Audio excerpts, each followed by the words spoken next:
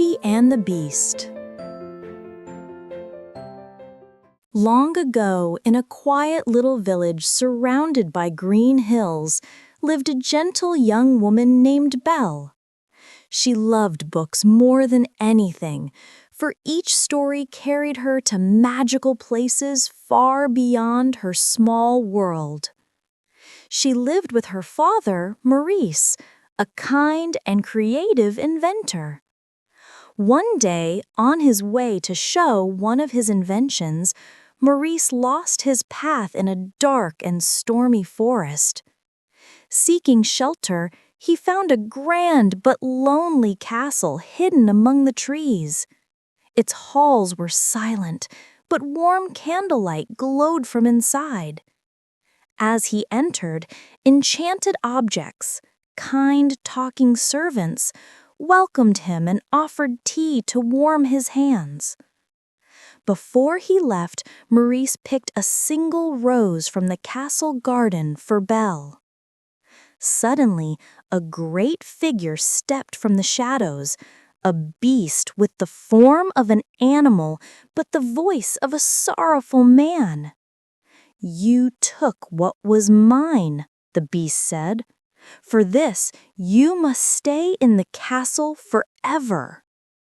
Hearing this news, Belle bravely rushed to the castle and offered to take her father's place. The beast agreed and released Maurice at once. Though Belle was frightened at first, she soon discovered that the beast, despite his appearance, had a gentle heart hidden beneath years of loneliness. Day by day, the castle grew brighter with Belle's laughter. The beast tried his best to be kind, showing her the enormous library, walking with her in the snowy gardens, and listening to her stories beneath the soft glow of enchanted lamps. Slowly, they began to understand each other. But Belle missed her father deeply. One evening, seeing her sadness, the beast gave her a magical mirror. "This will show you anything you wish," he said softly.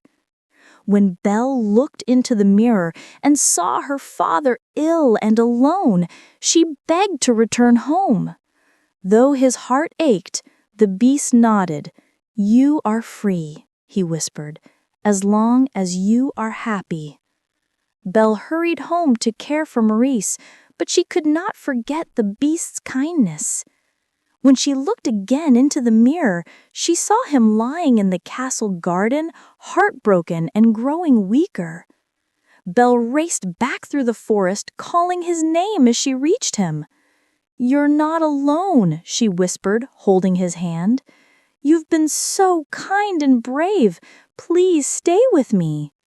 As her tears touched his fur, warm light wrapped around him like a sunrise.